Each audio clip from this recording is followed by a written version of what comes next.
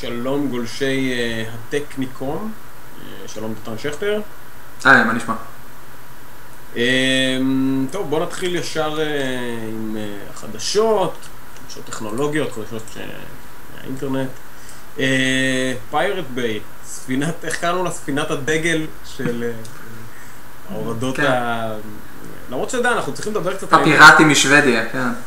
כן, אבל אנחנו צריכים לדבר על זה קצת, כי הורדות זה קצת, נראה לי שזה קצת הולך ונעלם, זאת אומרת, אתה יודע, מאז שיש את כל הצפייה הישירה, ויוטיוב, ובנדקאמפ וזה, זאת אומרת, אנשים כבר פחות, לדעתי כבר פחות ופחות מורידים דברים. אני חושב לא, אנשים צורכים תוכן חוקי. כן, לא, אנשים צורכים תוכן חוקי, אבל אני לא חושב שהטורנטים או ההורדות בכל מיני אתרי שיתוף הם דווקא בירידה. זה כי עדיין יש הרבה מאוד תוכן חוקי, או תוכן בעצם שנמצא אולי בטלוויזיה או סרטים שיוצאים שלא זמין באופן ישיר, באופן חוקי להרבה מאוד מקומות. כמו יש את ההגבלה הזאת שמה שיוצא בארצות הברית, ואז אולי חודש אחרי זה יוצא באירופה, ואנשים לא בא להם לחכות, אז הם הולכים ומורידים את זה. לא, עזוב, אני מדבר רגע על הקונספט הזה של להוריד, אתה יודע, שאולי הפורמט הזה של ההורדה, הוא קצת הולך ונעלם, זאת אומרת, כי אתה יודע, כמו שהיה פורמט פעם שבאמת אנשים היו מורידים, צורבים על דיסק ורואים את זה אחרי זה ב-DVD נגיד, אחרי זה הפך להיות לזה שאנשים מורידים ורואים במחשב או במדיה סנטר, ועכשיו פשוט אנשים רואים את זה בסטרים, כי אתה יודע, הם רואים את זה אתה יודע, היה את מגה אפלוד בזמנו, אבל יש עדיין עוד המון אתרים אחרים, ונראה לי שקצת העניין הזה של הורדות וטורנטים זה קצת, אתה יודע, קצת אני חושב שזה קצת כאילו הדור הקודם, לא? אולי. לא, ברור שיש עלייה של התוכן החוקי, זאת אומרת, הפלטפורמות האלה שמאפשרות, לא, הסטרימינג, נראה לי שכן, הסטרימינג הזה, כשאני מדבר על התוכן החוקי, הסטרימינג של הוידאו ושל המוזיקה, יש... לאו דווקא חוקי, אגב, הוא לאו דווקא חוקי, הוא לא בהכרח חוקי. לא, אבל אני חושב שיש עלייה של זה, אבל אני לא חושב שזה דווקא בא על חשבון הטורנטים. אוקיי, זו שאלה, אני פשוט חושב שזה כאילו סוג של, אתה יודע, גם היום, לא יודע, אני לא מכיר הרבה אנשים שכבר מורידים, זאת אומרת, או שהם רואים את זה ישיר, לא יודע, יכול להיות שאני קצת זה, אבל לתחושתי באמת הרבה אנשים, בעיקר במוזיקה נגיד, אנשים מעדיפים להתחבר פשוט ליוטיוב, למצוא את הקליפ שלהם ולהקשיב לו, שוב, גם אם הוא לא חוקי, אני לא נכנס שנייה לעניין החוקי, אני נכנס לעניין החוקי.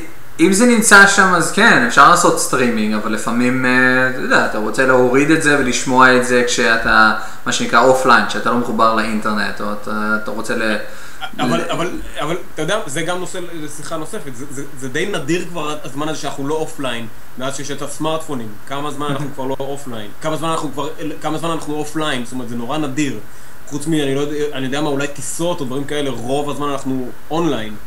כן, אני חושב שהמצבים האלה עדיין קיימים, ובגלל זה אנשים עדיין יורידו ישיגו את זה, את הקבצים עצמם בשביל לאפשר להם להריץ את זה אופליין. אוקיי, אנחנו קצת סוטים מהעניין, בוא נדבר על חדשות באמת מהפיירט ביי, שהם באמת, אתה יודע, זה יהיה מעניין אם הפיירט ביי יאפשרו גם סטרימינג וצפייה, יהיה מעניין, אני מניח שהם לא יעשו את זה בגלל בעיות של, אתה יודע, שהם עדיין יתקלמו של זכויות יוצרים ושל אחסון, שאני מניח שזה הטיקט שלהם להימנע מהדברים האלה, אז אני מניח שהם לא יעשו את זה. באופן תיאורטי, אם אנשים מורידים איזשהו טורנט, ויש לך לדוגמה את הטורנט שאתה מוריד, אתה יכול לראות את הקבצים שנמצאים בתוך הטורנט עצמו, ואתה יכול להחליט, אוקיי, אם הטורנט מגיע עם, לדוגמה, זה אלבום מוזיקה, אז אתה יכול אפילו לעשות סוג של סטרימינג, כשאתה מוריד את הטורנט עצמו, אתה יכול להקשיב לחלק מזה בזמן שאתה מוריד אותו, סוג של סטרימינג. כי סטרימינג בסופו של דבר הוא מוריד את זה, זה פשוט, זה נעשה באופן שקוף, זה משהו שנעשה בלי שאתה שם לב אליו, בלי שאתה צריך להתחיל את ההורדה. אתה נכנס ואתה רואה את הסרט או שומע את המוזיקה, אבל... אגב, מה ההבדל באמת בין באפרינג לסטרימינג? לא, באפרינג זה התהליך הזה של, יש לך לאגור, יש לך איזשהו מאגר מקומי, הבאפר המקומי שלך, ואתה מוריד, וברגע שהוא מגיע, מתמלא לשלב מסוים שאפשר כבר להתחיל את ההאזנה, אז אתה מתחיל לראות את זה, או מתחיל לשמוע את המוזיקה, והוא כל פעם צריך להתמלות, להמשיך להתמלות.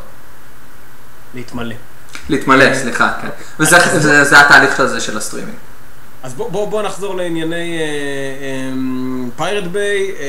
מה החדשות פה בעצם? הם מאפשרים דרונס, בשביל, שוב, בגלל בעיות של חוקיות וזכויות יוצרים, מה הסיפור פה בעצם של הפיירט ביי? כן, הסיפור הוא שהם רוצים להתחיל לעלות לאוויר כלי טייס בלתי מאוישים, ובעצם לארח את האתר על הכלי טייס האלה בשביל למנוע הורדה של האתר. אנחנו מדברים בעצם על מזל"טים, מטוסים זעירים ללא טייס או משהו כזה, נכון? כן. זה דרונס, נכון? כן, דרונס כאלה שאתה לרוב שומע עליהם איפשהו, אתה יודע, באפגניסטן או בעיראק, שארצות הברית משתמשת בהם. אז דיברנו על זה כבר כמה פעמים, זאת אומרת, גם הם וגם וויקיליקס מנסים כאילו לצאת מחוץ לספירה שלנו, זאת אומרת, הם לא רוצים להתבסס על דברים, על תשתיות קיימות, כי יצאו. כן, על תשתיות שהרבה יותר קשה מבחינת החוקיות שלהם, זאת אומרת, יותר השליטה החוקית שלא תהיה למדינה אחת שליטה על איפה שהשרת עצמו מורסן. כן, לוויקיליקס היה את הסיפור שהם רוצים להוציא אוניות לאמצע המים הניטרליים ולאחסן שם את השרתים, והיה את הסיפור על ההאקרים הגרמנים, הקבוצת ההאקרים הגרמנים שרצו לעלות לוויין שלהם וככה לעקוף את החסימות. אז כן, אנחנו יותר ויותר שומעים על ניסיונות לעקוף את הצנזורה. כאילו זה בעצם ליצור איזשהו מין ספירה משלהם, זאת אומרת, בעצם כאילו ממש, האינטרנט זה בעצם סוג של החלל והמים, זאת אומרת, הדברים שהם לא ניתן להיות להגדיר אותם במקום ספציפי. כן, אבל עדיין האינטרנט החופשי, בוא נגיד ככה. כן, אבל הבעיה שעדיין השרתים עצמם צריכים להתארח איפשהו במקום פיזי, וזאת הבעיה כרגע. לא, אבל זה באמת תמיד משעשע אותי, העניין הזה שהאינטרנט, אני חושב, סוף, ואני קצת גולש לעניינים פילוסופיים אולי תרבותיים, קצת העלים את העניין הזה של מקום. אין באמת מקום, מה זה כתובת, מה זה אתר? זה לא קיים באמת, אתה יודע, כשנכנס לזה אתר, הוא לא באמת, אתה יודע, אתר לפני שהיה זה, אז באמת אתר, סייט. יש באמת מקום, נקודה, שאתה יכול להגיד, יש לו נקודת ציון אורך, ואתה יודע, גם במפה של האינטרנט יש לה את המיקום, שזה ה-IP וכדומה, אבל כאילו זה קצת איבד מהמיקום הפיזי שלו. גם, אתה יודע, אתה יכול ליצור תקשורת עם בני אדם, אנחנו נגיע לזה באחד הסיפורים הדווקא מעניינים לדעתי של השנים האחרונות, עם מה שהיה עכשיו בין האיראנים לישראלים, נדבר על זה בהמשך, אבל באמת זה קצת העלים את המיקום. כן, זה הכל וירטואלי, זה הכל בחלל הזה של האינטרנט, כן, הכל בענן, כן, הענן הזה. כן, הענן. אז אוקיי, אז בעצם הם רוצים לשלוח מזל"טים, כן. מזל"טים עם שרתים שלהם. כן, הם מדברים, הצד הטכני של זה הוא שמדברים על אחד מהאדמיניסטרטורים של האתר, של הפיירט ביי, מדבר על זה שיש את המחשבי מיקרו האלה, כמו הרסברי פאי שדיברנו עליו, המחשב השבב הקטן הזה בגודל כרטיס אשראי, שמאפשר לך ב$35 פשוט לעשות שרת. אז פשוט לשים כמה כאלה על מזל"טים והם יטוסו שם למעלה. יעופפו להם. ותגיד, יש באמת הרסברי פאי, נכון? זה המחשב? זה אחד מהם, כן. הוא באמת, יש לו יכולות עיבוד גבוהות? כן, הוא לא מה שנקרא, אתה יודע, workstation כזה, אם אתה רוצה להתחיל לערוך HD וידאו, אבל הוא יכול להריץ HD וידאו, ואתה יכול לחבר כמה כאלה ביחד, לעשות מה שנקרא קלאסטר, לחבר כמה מחשבים ביחד ולארגן את הכוח עיבוד שלהם ביחד. למעשה, אם אני עושה פה איזה חישוב מתמטי ככה קצת לא יותר מורכב, אתה יכול במשהו כמו $1,000 ומשהו לעשות כיתת מחשבים? כן, כן. אם אתה רוצה להיכנס... בלי מסכים. לא, כן, בלי המסכים, אבל אם אתה רוצה להיכנס לכל העניין הזה, יש מה שנקרא dumb terminals, שזה בעצם מאפשר לך, אם הפרויקט שלך הוא לדוגמה להריץ כיתת מחשבים בדרך הכי זולה שיש, אז אתה יכול להריץ שרת מרכזי, והשרת הזה יתחבר לכל הטרמינל, כל המחשבים האישיים שהתלמידים הולכים להשתמש בהם, מקבלים את הצד הגרפי שלהם, את הממשק הגרפי, דרך השרת הזה, ככה שאתה לא צריך מחשב ספציפי לכל תלמיד.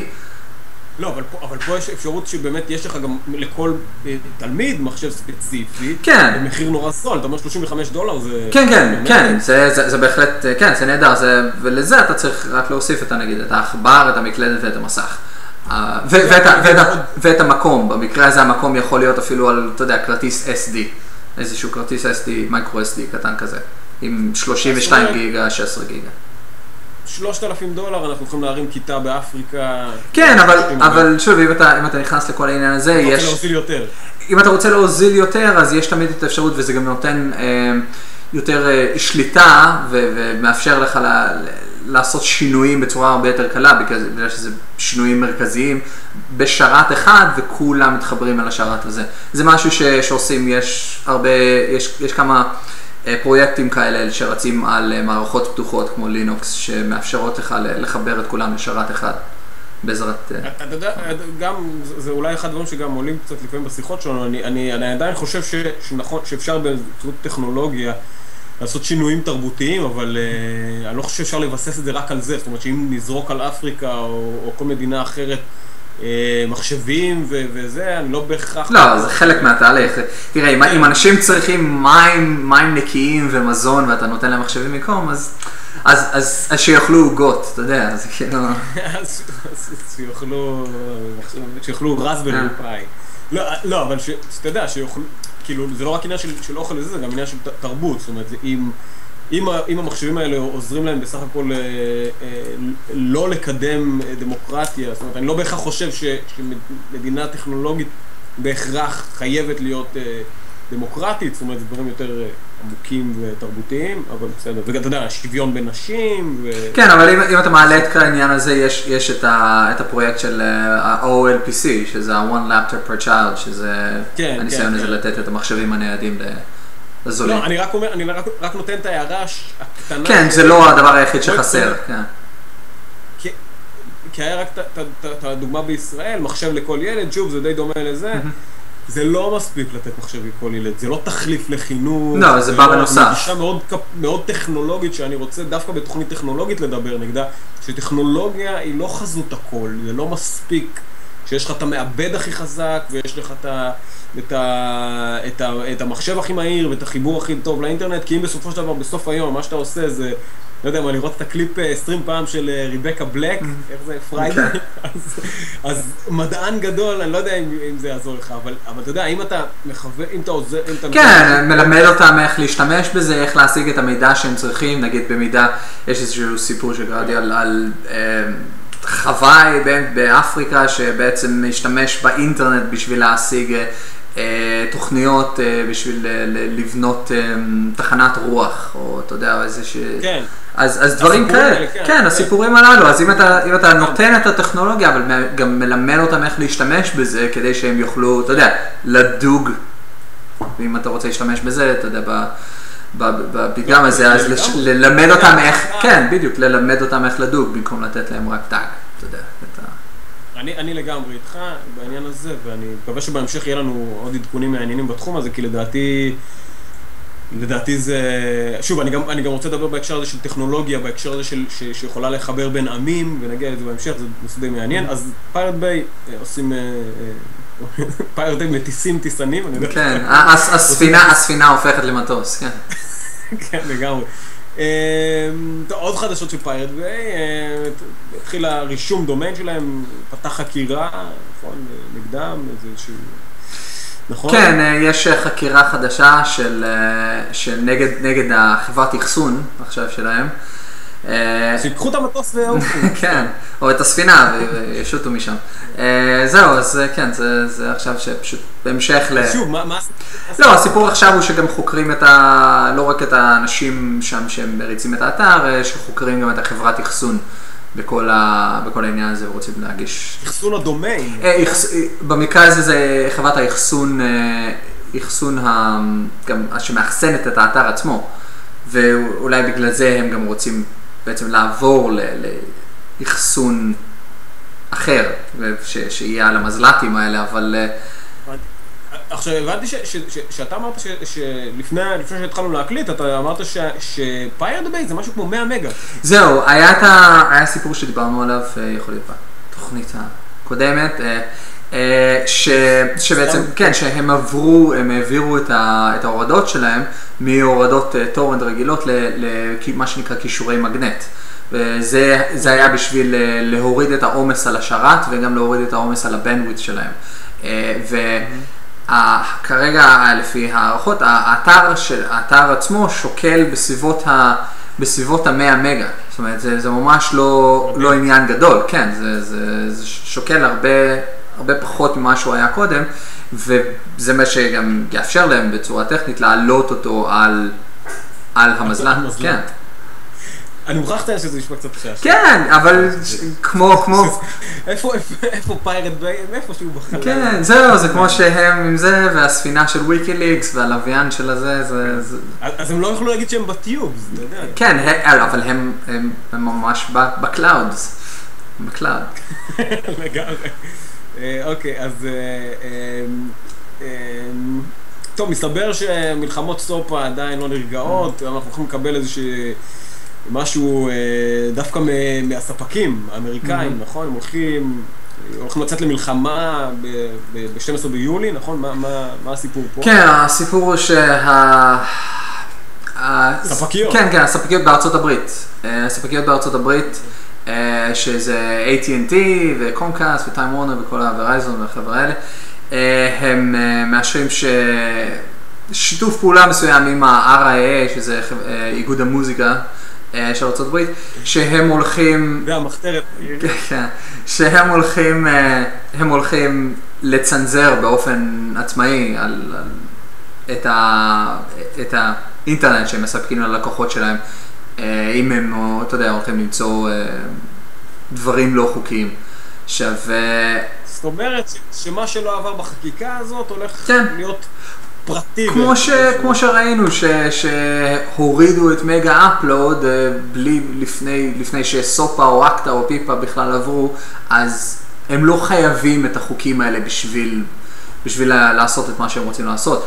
אבל מה שזה מראה זה שהם משתמשים בשיטות של מה שנקרא Deep Packet Inspection, שזה ממש להסתכל על התעבורה, על הפקט, על החבילה. כן, על התקשורת, על כל מה שעובר בין הלקוחות לספק, ומשם לאתרים עצמם שהם גולשים אליהם, הם ממש מסתכלים ומצנזרים את התקשורת, שזה משהו בעייתי.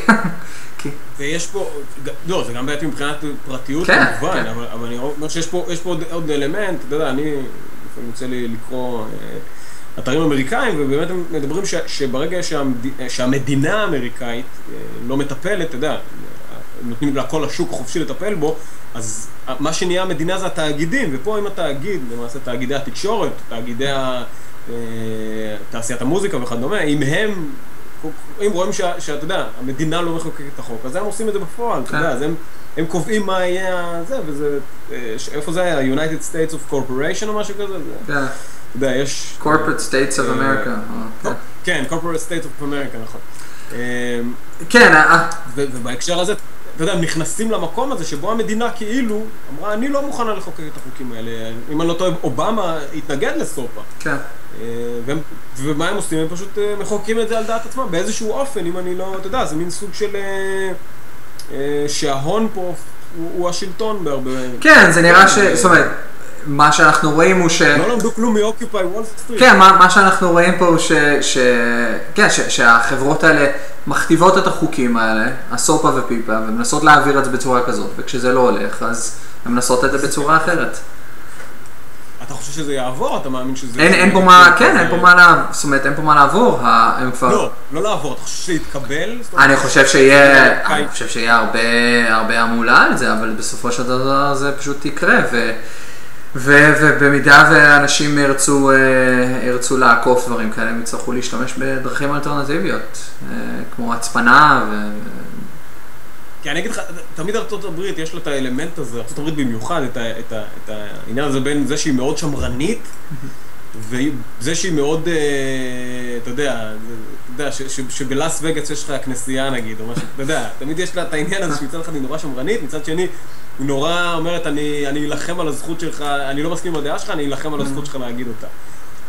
וכמו שאומר, יכול להיות שבאמת עובד שיהיו דרכים עקיפות שהן יהיו נורא פופולריות לעקוף אותן, או שקשה לי להאמין שיצליחו לצנזר את האינטרנט, אתה יודע, זה כמו שקשה לי, זה כמו שכשנפל מגה אפלוד, ואנשים אמרו, מה, מגה אפלוד, מה נעשה? בתוך יום בערך הם הבינו שיש הרבה... כן, יש תמיד אלטרנטיבות, אבל זה הכל, תמיד יש פה מלחמה תמידית כזאת של דחיפה מצד התאגידים במקרה הזה והממשלות, דחיפה מהצד השני של הטכנולוגיות שמנסות להילחם במה שהם הולכים להעביר. להיות חופשיות, להשאיר את הכל חופשי. טוב, מסתבר שמחפשי עבודה נדרשים לתת סיסמאות לחשבון הפייסבוק שלהם. אני לא כל כך, לא רק שפייסבוק לוקחת את הפרטיות, גם מסתבר שהמעסיק שאתה מגיע אליו לא רוצה לשמור על הפרטיות שלך, אני לא, זאת אומרת, נכון, זה איזה סיפור שעכשיו התפרסם בבוסטון, בבוסטון.com, נכון, זה אתר, האמת שאתר די, אני אוהב את סקשן התמונות שלו. כן. בוסטון, שעכשיו הסיפור הזה שמסתבר כשאתה מגיע לרעיון עבודה, אתם מתרשים לתת את הסיסמה לפייסבוק שלכם, את היוזר ניים ואת גישה בעצם לחשבון פייסבוק שלכם, כן. שזה קודם כל דרישה מזעזעת בעיניי, חצופה אפילו בהרבה מקרים. זהו, אבל מצד שני יש את... אבל למה צריך את זה? מה הבעיה להסתכל, מה הבעיה פשוט לבקש, בוא תהיה, להצטרף לך? כן, כי עדיין יש את ההגבלות הללו בפייסבוק של הפרטיות, שרק אתה יכול לראות דברים מסוימים, או אנשים מאוד ספציפיים יכולים לראות דברים מסוימים, אז זה כאילו, זה לא יהיה מספיק רק להיות חבר של הבן אדם הספציפי. כן, זה ברור שזה... זה עקיפה של, כן, עקיפה של זכויות, של פרטיות פה וכל העניין הזה, אבל מצד הבנתי שפייסבוק מגיבה על זה. כן, כן, פייסבוק טוענים שהם מאיימים שהם הולכים לתבוע מעסיקים שדורשים את הגישה לפייסבוק של את הגישות האלה. זאת אומרת שפייסבוק אומרת, אני היחידה שמותר לה לפגוע בפרטיות של הגולשים. כן, לכם אין את האפשרות הזאת. היא מגנה בעצם על עצמה, היא לא מגנה על הפרטיות. לא, אפשר להבין את זה בסופו של דבר, כי אם נגיד המעסיקים ידרשו את הגישה לפייסבוק, אז אנשים יחליטו, לא שווה לי גישה בפייסבוק, אני אעבור לגוגל פלאס, ואז פייסבוק מבינים שהם צריכים להתנגד לזה. צריכה להיות לנו איזה פינה, מה קורה עם גוגל פלאס היום, אתה יודע, מה קורה עם זה? עדיין קיימים. לא, אני חושב שהעדכון יהיה פשוט, הם עדיין קיימים. זהו. כן, הם שם. אני חושב שהרבה... מרגלים סינים, זה תמיד מצחיק אותי, מרגלים מסין, משתמשים בפרופילים מזויפים. מה זה פרופילים מזויפים? הם פתחו בשביל להיות חברים של נציגים של נאטו. כן. כן, ככה זה נראה, כן. תשמע, האמת, אני לא יודע אם זה מצחיק, אם זה לא, אני לא יודע איך להתייחס לזה, אבל כאילו נראה שפייסבוק, כאילו מה, מרגלים אותם בפייסבוק, אין להם איזה, מה שנקרא, הבטחת מידע, כאילו, הם לא נתקלו במושג הזה של הבטחת מידע, אני לא מבין מה הם מעבירים שם, סודות כאילו, אתה יודע, יש להם סטאפ. אני חושב שהם מסתכלים כזה יותר בצורה של לא דווקא סודות מדינה שיעבירו, אבל אולי, אתה יודע, אני נמצא במקום הזה היום, אני הולך להיות פה עוד שבוע, והם הולכים לחבר את זה אחד ועוד אחד, ולראות אני זה הבחור עם העיתון והמעיל גשם. אבל אני חושב שזה פשוט נותן להם אולי עוד קצת מידע שהם יכולים, פרטים קטנים שהם יכולים לחבר בסופו של דבר. אולי חומר רקע, או חומר רקע, או כמו שאמרתי, לראות שאוקיי, הבן אדם הספציפי הזה היה פה ביום הזה, והוא נפגש עם הבן אדם הזה, שיש לנו תמונות של זה. דברים פרטים קטנים שבסופו של דבר הם יכולים לחבר למשהו קצת יותר גדול. לא, אבל משעשע אותי שהם משתמשים בפרופילים מזויפים, כאילו מה יש לזה, אתה יודע, מה... כן, זה... קצת מצחיק, זה לא... בסדר, יודע מה. טוב, ויקיפדיה וגו-דדי בעקבות נכון, היה איזה עניין עם סופה בזמנו, איזשהו קלאש ביניהם, איזשהו מאבק. כן, שגו-דדי. כן, כשגו-דדי תמכו בסופה, אז היה את הקמפיין הוויראלי של לעבור מגו-דדי לחברות אחרות.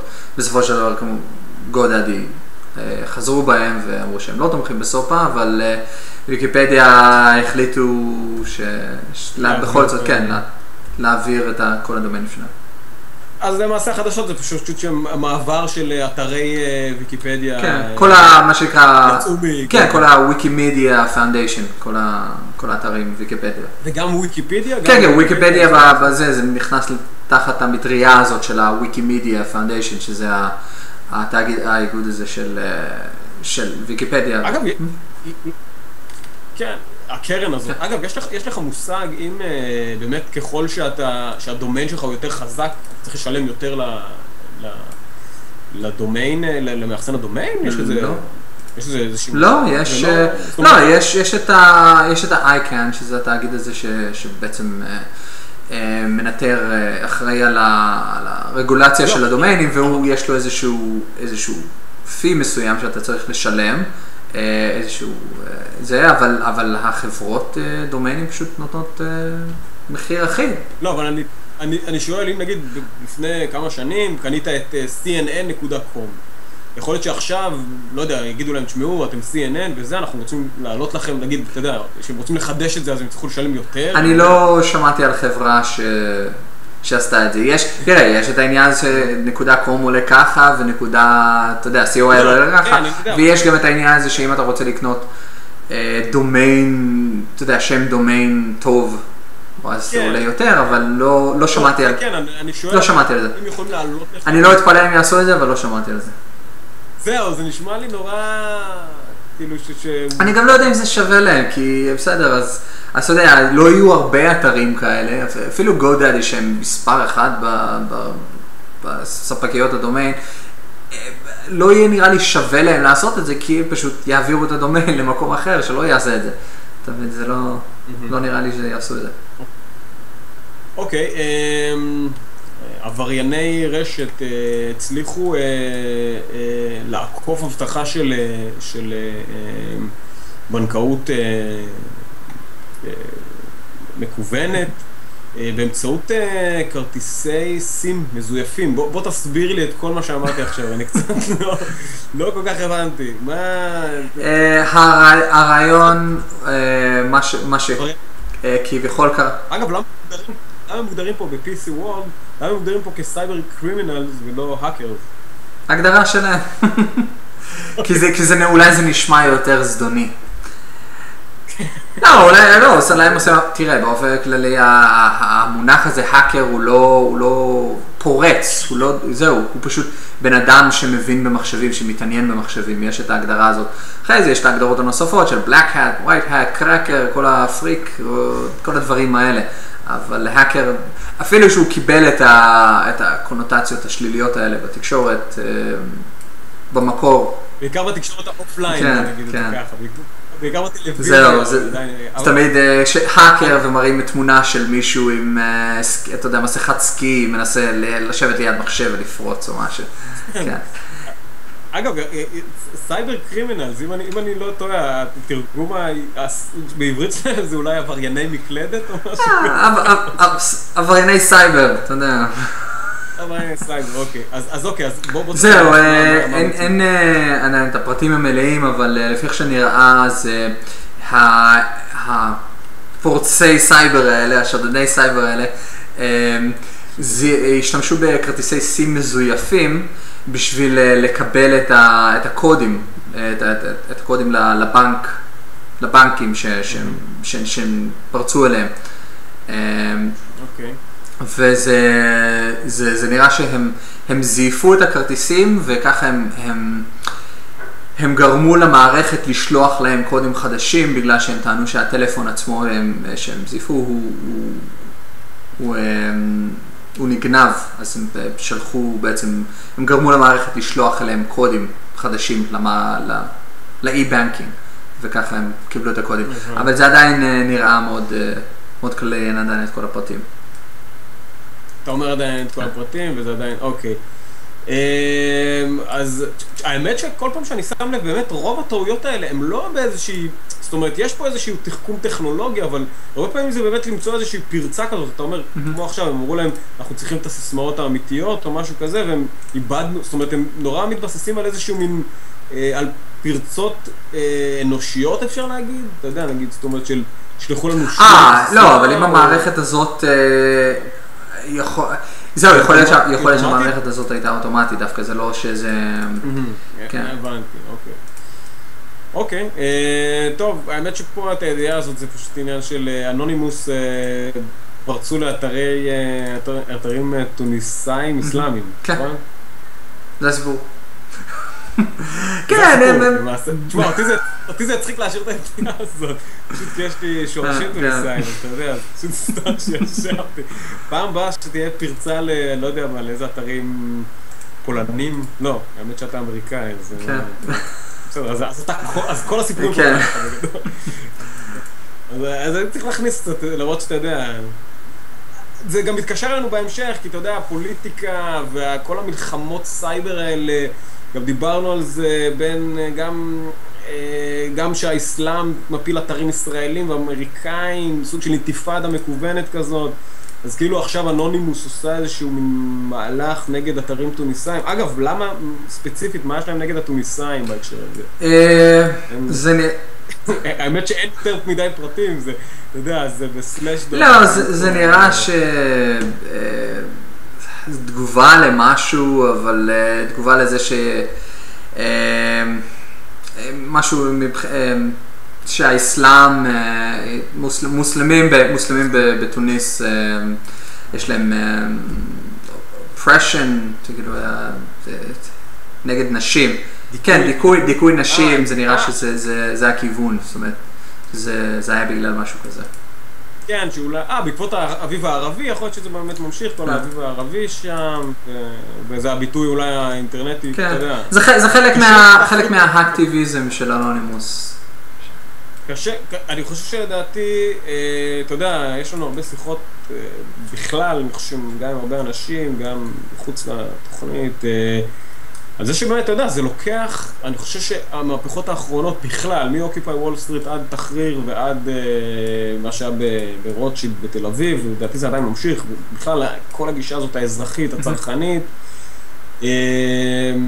זה איזשהו uprising, איזשהו התעוררות או התנערות, לא יודע איך להגיד, שאי אפשר לנתק את האינטרנט מזה. אני לא חושב שהאינטרנט שנתן לנו מידע, אתה יודע, אני רואה גם קו ישיר בין החשיפות של ויקיליקס לשחיתות שלטונית במקומות האלה. בתוניסיה לדעתי זו דוגמה ממש שם זה היה באמת אחד המקומות הראשונים שזה התחיל שם, וכל החשיפות האלה זה הביא באמת גם לאוקיפאי וולס. שוב, אני לא יכול להגיד שזה רק בעקבות ויקיליקס, אבל אי אפשר להתעלם מזה, אי אפשר להתעלם מזה שיש הרבה יותר ידע, הרבה יותר פחות תמימות לאנשים, אנשים יודעים מה קורה, וזה לאט לאט...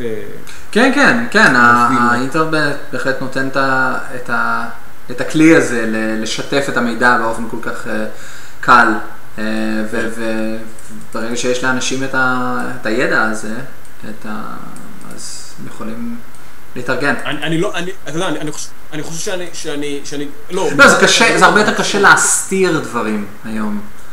נכון. לא שעדיין יש סודות וכל זה, אבל זה הרבה יותר קשה להסתיר את הדברים האלה, והרבה מהסודות האלה יוצאים לפומבי, ואנשים מתארגנים בסופו של דבר בגללה. אני אומר, גם ההתארגנות שלהם היא אופליין, וגם, כאילו, אתה יודע, פתאום לאט לאט, אני עדיין חושב שזה משהו שבלי האינטרנט היה נורא קשה להגיע אליו. אז טוב, האמת שזה גם מתקשר לנו פה בהמשך, קריפטון. קריפטון. כן. קריפטון. מסתבר שהיה אתר חושף שחיתויות עוד לפני וויקיליקס,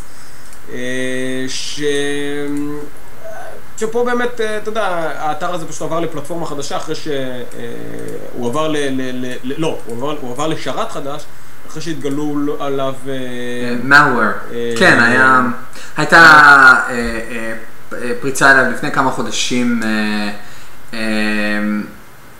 גילו שם שהייתה פריצה והותקן נוזקות, זה נוזקות, אתה יודע, לא רצינו להגיד את זה בעברית, אבל נוזקה. כן, כן, כמו קושחה לפרמוור, אני לא מבין את זה.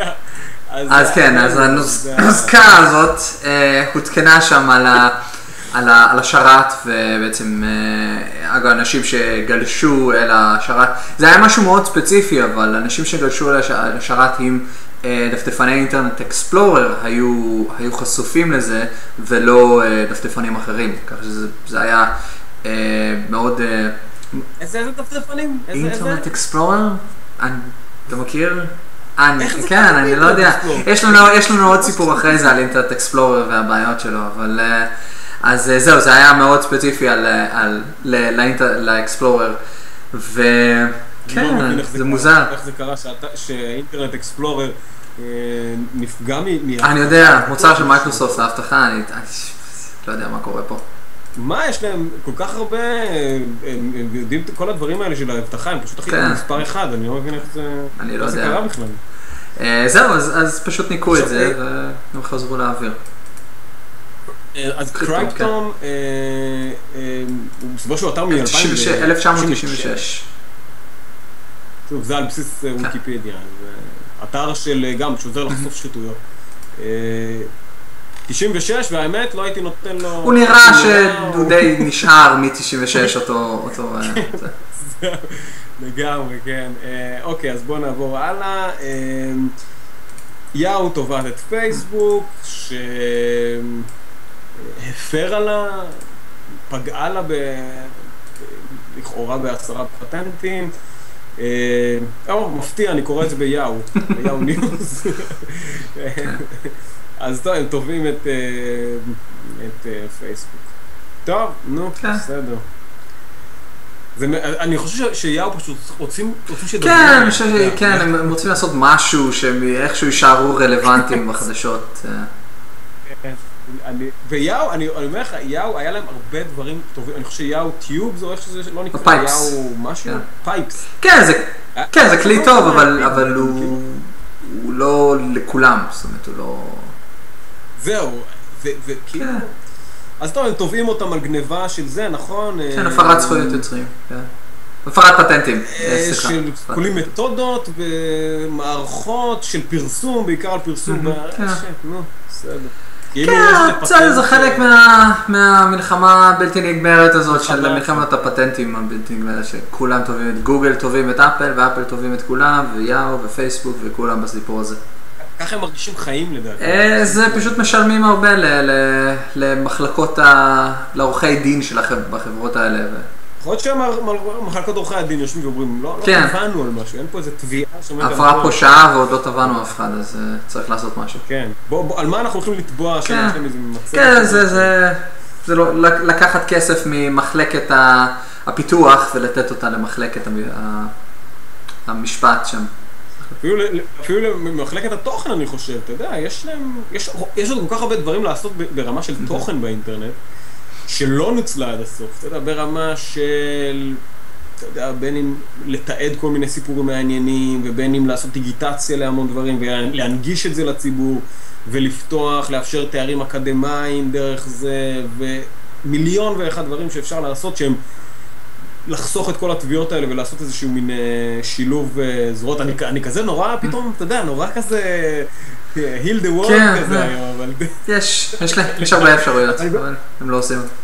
לא, אני באמת חושב שגם בהרבה רמות, ברגע שעושים איזה משהו קטן כזה, זה לוקח לזה. טוב, בוא נעבור לפינה שלנו, ההסבר הטכני, שאנחנו ככה נותנים קצת, למרות שנתת גם מקודם, אבל אנחנו נותנים פה קצת יותר תשומת לב לנושאים הטכניים יותר, ההסבר הטכני, והנה איסלנד, הסבר טכני או שיחות יותר טכנולוגיות, יותר זה. איסלנד מחליטה לעבור מווינדוס, מפתיע, ללינוקס. עכשיו, למעשה זה, מה, כל הממשלה? כל המערכות הציבוריות, כן, של הזה, כל מה ש... אגב, זה ידיעה מ-ZNet. אגב, יש, אולי, אני לא יודע, אולי זה קשור, איסלנד נמצאת במשבר כלכלי מאז 2008. כן, כן, הם נפגעו מאוד קשה מהמשבר הזה. אבל, והם גם יחסית, זהו, איסלנד עצמה גם מקום יחסית קטן, יש להם מעט מאוד אנשים, זאת אומרת, אתה יודע, אם אתה משווה אותה לארצות הברית או אפילו לישראל, אז זה מקום יחסית קטן, זה כמו עיר קטנה בארצות הברית, זה פחות מחצי מיליון איש, אז, אבל, כן, בערך 300,000 איש, אז מה שקורה שם, כן, שהם עושים את המעבר הזה. 320,000. הם עושים את המעבר הזה מווינדוס ללינוקס, יותר ספציפי לאובונטו, אבל שזה גרסה של לינוקס. יש להם, הם באמצע התהליך הזה, וכרגע יש להם קצת קשיים עם משהו מאוד ספציפי, עם מסדי נתונים שם, או מערכות של אורקל, שהם מספקים בעיקר מערכות מסדי נתונים, שיש להם בעיה להעביר את הדברים האלה כרגע, אבל הם באמצע התהליך. עכשיו... אגב, מה הבעיות האלה של המעבר? זהו, יש את בגלל שיש את המערכות הסגורות האלה שהם השתמשו בהם עד עכשיו, הם צריכים בעצם להמיר אותם לקוד הפתוח, ויש דברים שאין להם דווקא גישה אל הקוד של המערכות הללו. אז הם נתקעים בכמה קשיים. שזה אחד החסרונות של מערכות סגורות. כן, הן לא תומכות במערכות אחרות. זהו. הם כאילו נבנו מראש, אם אני לא טועה, הם נבנו מראש. כן, זה נקרא, זאת אחת מהסיבות לעבור לקוד פתוח, שזה מה שנקרא vendor locking, שזה בעצם הנעילה שלך ליצרן ספציפי. שבמידה, לדוגמה, אתה משתמש במערכת של מייקרוסופט ואתה רוצה לעבור למערכת אחרת, יכול להיות שזה לא יתאפשר בגלל שהמערכת הספציפית הזו של מייקרוסופט צריכה לעבוד עם החומרה הספציפית הזאת ולא תאפשר לך את המעבר הזה. כשאתה משתמש בקוד פתוח, יש לך שליטה על כל זה, אתה יכול להעביר את זה בצורה יותר נוחה ואתה יכול להתאים את זה אישית לצרכים שלך, וזה מאוד חשוב, בעיקר במערכות כאלה מערכות ששרתים, מערכות ציבוריות. למעשה אנחנו מדברים על המגזר הציבורי שם באיסלנד, אז יהיה מעניין באמת לעקוב אחרי זה, אחרי מה שקורה באיסלנד, ואולי לראות, אתה יודע, להשליך מזה למדינות אחרות. כן, כן, היה גם סיפור לפני, שדיברנו עליו קודם, על ממשלת הונגריה, שגם עושה מעבר דומה למערכות קוד פתוח כן, אוקיי. אני חושב שזה יותר צנוע מה שהונגריה עושה. אבל הם גם עושים מעבר לקוד פתוח ודוחפים יותר את הסטנדרטים הפתוחים, שזה כלל את ליברה אופיס, בעצם להחליף את מייקרוסופט אופיס בליברה אופיס, שזה משהו יותר פתוח. עכשיו, הסיבה נוספת היא, הזכרנו את זה, שזה הכסף. זאת אומרת, המערכות האלה הקוד הפתוח הם לרוב חינמיות, לרוב הן פתוחות והן בחינם, וזה בהחלט חוסך, כן, אם לאיסלנד יש בעיות פיננסיות, זה בהחלט יעזור להם בטווח הרחוק. כן, אבל אתה יודע, מלבד כסף, אתה יודע, זה גם מוצר לדעתי, ממה אנחנו עובדים איתם כבר כמה שנים, טוב יותר. כן. זה מקרה כאילו אולי, זה מקרה כאילו של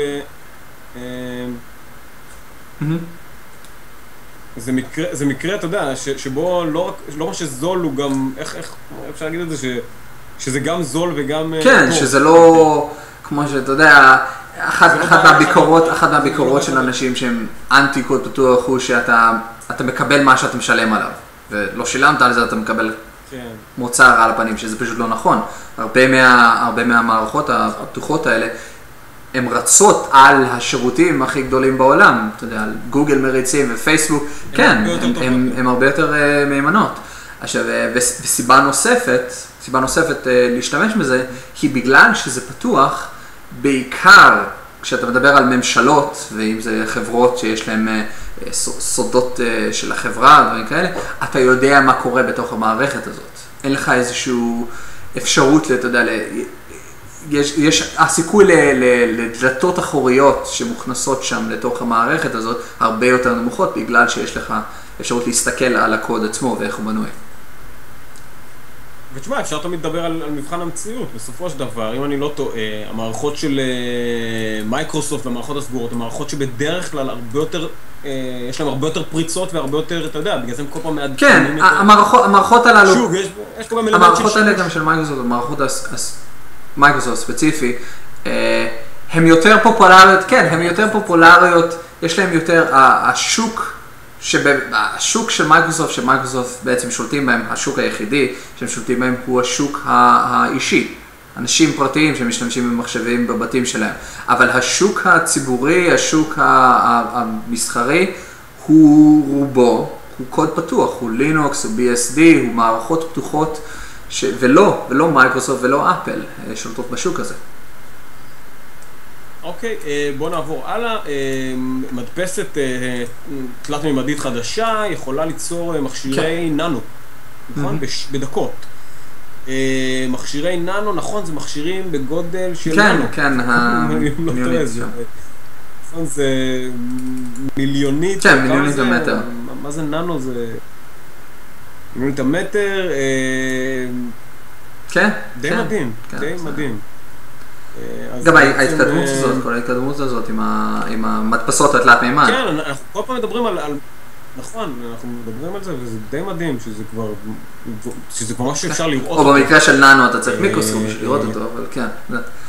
כן, אבל לראות שזה קורה, אתה יודע, זה די מדהים. עוד מדפסת שלא מדפיסה למעשה, אנחנו חוזרים הלאה למדפסת אחרת. חוקרים טוענים שהם הצליחו ליצור מדפסת שמצליחה למחוק, נכון, הדפסות. זאת אומרת שזה באמצעות... ההסבר הוא שבעזרת פולסים של הלייזר של המדפסת, הם מצליחים לאסוף את הדיו שהודפס על הנייר. לפי ההסבר זה נראה שזה... כן, אז הפולסים האלה, זה נראה שזה משתמש בחשמל סטטי, זאת אומרת שהוא שם הוא פשוט מרים את הדיו בעזרת הפולסים האלה. תשמע, אתה יודע, לפני זה אמרנו, אולי זה ירוק, זה בטח ירוק, זה חוסך, אבל מעניין אותי כמה אנרגיה מושקעת בהדפסה כזאת. בסדר, אם אתה מחבר, תראה, אם אתה מחבר את הבניין שלך, שהמדפסת הזאת נמצאת בה, אתה מחבר אותו ללוחות סולאריים, ואתה מה שנקרא, אתה יודע, ניטרלי מבחינת ה-CO2 וכל הזה, אז... אבל, תשמע, זה די מדהים, זה די מדהים, מוכרח לציין, זה די מדהים. טוב, גוגל, בואו נעבור לגוגל, לא דיברנו הרבה זמן על גוגל. גוגל הולכת לעבור... עושה את המעבר. עושה את המעבר של... כן. עשתה את המעבר. אוקיי, בוא נבדוק את זה. שהחיפוש שלה התבצע... הנה, אני רואה את זה, האמת שכן. על HTTPS. אז בוא תסביר אתה מה זה HTTPS ולמה גוגל עושה את זה. HTTPS בעצם, HTTP זה הפרוטוקול שמשתמש לגלישה לאתרים, הפרוטוקול הסטנדרטי, זה ה-Hypertext Transfer Protocol, וה-S הנוסף הזה זה SSL, זה SSL TLS, שזה בעצם ה-Secure במקרה הזה, אבל זה ה-Secure, זה ספציפי לפרוטוקול שעושה את ההצפנה הזאת, שזה SSL או TLS, שזה הפרוטוקולים האלה, השכבה הנוספת הזאת שמספקת את ההבטחה. עכשיו, כל זה נעשה באופן אוטומטי, אתה לא צריך להגדיר שום דבר בצד בצד של הדפדפן, אבל מה שזה עושה, זה מקבל זה עושה את ה-negotiating הזה עם השרת, ואז התקשורת עצמה היא פשוט מאובטחת. הדרך איך זה באמת מאבטח? איך זה באמת שונה מגלישה רגילה? איך ההבטחה אם אתה משתמש יש את TLS ויש את היותר חדש, ה-SSL, מה שזה עושה, יש לך על זוג מפתחות, יש לך את המפתח הציבורי והמפתח הפרטי, ויש את מה שנקרא את ההנדשייק ביניהם, שזה כל התהליך הזה של ההסכם על לראות שהשרת שאתה בעצם ניגש אליו הוא השרת שאתה מנסה לגשת אליו, ואז הם מסכימים ביניהם על דרך ההצפנה, על החוזק של ההצפנה וכל זה, ומשם ההצפנה עצמה נעשית באופן קבוע. עד שאתה עובר, אם אתה תעבור פתאום לאתר שהוא לא מוצפן, אז אתה תראה שזה נעלם, אבל כל עוד אתה נמצא באתר הוא שיש עליו את ההצפנה, אז התקשורת עצמה תהיה מאובטחת. אז גוגל עוברת לזה? כן, באופן ברירת מחדל. עד עכשיו הם הציעו את זה, אופציה להפעיל את זה, והיה את זה כמובן, זה היה מופעל, אתה יודע, בג'ימייל, זה היה מופעל גם, היה אפשרות להפעיל את זה וכל זה. עכשיו, דבר כזה הוא בהחלט חשוב גם, אתה יודע, בג'ימייל או בגוגל דוקס אם משתמשים, בשביל שהמידע הזה יעבור באופן מוצפן, אבל עכשיו זה כן, הם פשוט שמים את זה. עכשיו, חשוב להזכיר, כן, חשוב להזכיר, התהליך הזה של ההצפנה הוא קצת, אבל ממש קצת בגלל הפרוטוקול הספציפי שגוגל משתמשים בו, שהוא יחסית יותר חלש מההצפנה עצמה, היא קצת יותר חלשה ממה שנגיד בנקים עושים, אבל הוא קצת מכביד, בצורה ממש קטנה, הוא מכביד קצת יותר על השרתים שלהם, אבל זה מאפשר את ההצפנה עצמה לגולשים. אוקיי, אז תשמע, זה מעניין, גם פייסבוק, כן, לפייסבוק גם יש, כן. עברו לפני. אוקיי, בסדר. טוב, בוא נדבר על איזושהי תחרות, זה לדעתי ידיעה שלך לחלוטין. מוכרים באגים. מי קונה באגים ומי מוכר באגים? אוסטרלים, נכון? אוסטרלים? זהו, זה רגלים אוסטרלים במקרה הזה, אבל כן. רגלים אוסטרלים. כן, אבל מדובר על... כן, מדובר יותר על קבוצה של האקרים, שבעצם הסיפור עצמו הוא יותר על קבוצה של האקרים או על כל הנושא הזה של מכירת באגים. יש קבוצה שהיא נכנסת גם לסיפור הבא, שנקראת וופן, שהם חבר'ה, קבוצה צרפתית, שהם קבוצת אבטחת מחשבים, שהם משתתפים מדי שנה, יש תחרויות האקינג, אז הם משתתפים בתחרויות האלה ומנצלים באגים שהם מצאו. אז יש שוק עצמו למחירה הזאת של הבאגים, לפני שבעצם הבאגים מתגלים לכולם, אז יש חברות, או במקרה הזה ממשלות, שבאמת יכולות לנצל את הבאגים האלה בשביל לחדור למערכות. אז יש איזשהו... כן, זה נראה שיש איזושהי טבלה כזאת של בערך המחירון שלהם, כן, יש את אקרובט רידר נמצא שם, ויש שם את הפלאש, ויש שם לווינדוס, ויש לקרום, ויש לאקספלורר, ויש ל-iOS, המערכת הפעלה שרצה על הפלאפונים, על אייפונים ועל אייפדים, נראה שהיא בראש הרשימה שם באזור עד $500,000 שהם מוכנים לשלם על באגים. כן, אז עכשיו זה הכל תלוי בבאג עצמו, עד כמה הוא מאפשר גישה ודברים כאלה, אבל כן, שיש להם את המחירה הזאת. עכשיו זה... אבל אני מניח שהוא... שהוא מוגבל בזמן, עד שפותרים את הבאג, אבל במידה ונגיד מישהו גילה את הבאג, מכר אותו ולא הוציא אותו או הודיע לחברה, אז זה יכול להיות עוד שנה, עוד שנתיים, עד שממש מישהו אחר ימצא את זה. אפשר, בוא נשאל, אתה יודע, זו שאלה מאוד תמימה, אני יודע שהתשובה עליה היא כן, שאלה רטורית.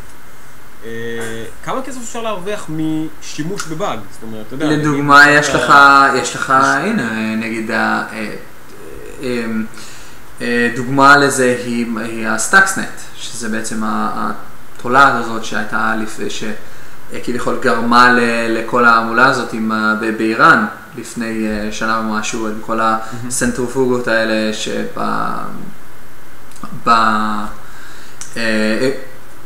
כן, אז ממה שיצא ממחקר על סטאקסנט, יצא שהם בעצם, התולעת עצמה ניצלה כמה באגים שלא היו מפורסמים. היא ניצלה כמה באגים, בעיקר בווינדוס, שלא היו מפורסמים, אז דבר כזה, אתה יודע, ממשלה או חברה יכולה לקנות כמה באגים ביחד, להכניס אותם לחבילה אחת ולשלוח אותה לאנשהו ולהפיל משהו, להפיל שירות או לקבל גישה לשם. אתה אומר, המחיר הזה הוא פרייס... כן, אם אתה קונה ב-50,000 איזשהו באג ואתה מנצל אותו בשביל להשיג מידע ששווה לך מיליונים, אז זה החזר די יפה על ההשקעה. כן, כן, אוקיי, אז בוא נעבור, הייתה איזו תחרות, נכון? תחרות שנתית, כן. די משעשע, פרצו לאינטרנט אקספלורר 9, אתה יודע, הם תמיד על הקטע. כן, אבל התחרות הזו קוראים לה Pwn to Own, Pwn שכאילו זה בעצם התהליך, הפריצה הזאת של ה-owning, כאילו של המערכת. כן, סלנג אינטרנטי כזה. אז יש שם קטגוריות, והקטגוריות הן מתחלקות למערכות הפעלה, Windows, Mac, Linux, ויש את הדפדפנים, Explorer ו-Firefox ו-Chrome ו-Safari וכל אלה, ויש גם את הדברים כמו Flash ופלאפונים ודברים כאלה. אז זה נראה הקבוצה הזאת שהזכרתי, הוופן האלה, הצרפתים, הם גילו שני, מה שנקרא Zero Day, באגים בתוך אינטרנט אקספלורר 9, שאפשר להם בעצם לאתר להכניס את הקוד הזדוני הזה ולהשתלט על המחשב מרחוק. Zero Day, הכוונה היא שזה באג שעכשיו הוא כאילו טרי, הוא בעצם אתה יודע, הוא עכשיו טרי ואתה יכול להשתמש בו ונגיד אולי, אתה יודע, עוד שבוע יתקנו אותו, אבל עכשיו הוא זירו די. הוא כאילו רק עכשיו יצא והוא טוב לשימוש. אוקיי, טוב, וזה גם ממשיך להמשך, יש איזושהי פרצות, שוב פעם, זהו, לא בדיוק. הבאג עצמו, הבאגים האלה שגילו, הם בעצם בפלאש. אבל קרום או גוגל במקרה הזה, זה גרם לזה שאפשר להשתלט על קרום בעזרת פלאש, בעזרת הפרצאות האלה בפלאש.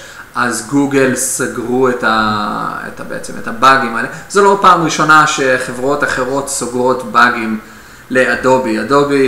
אדובי יש להם הרבה מאוד באגים בפלאש וברידר שהם שני מוצרים מאוד פופולריים שלהם שנמצאים כמעט על כל מחשב היום. בגלל זה הם גם הולכים, אתה יודע, HTML5 הולך לפתור את העניין הזה בעצם, לא? עדיין, PDFים עדיין, יש אלטרנטיבות, אתה יודע, לרידר, לאדובי רידר, יש מערכות אחרות שיכולות לקרוא PDF, אבל כן, פלאש לאט. אתה יכול להסביר ככה באיזושהי שורה למה דווקא שני הדברים האלה, פלאש ואדובי, למה הם כל כך... בעייתיים?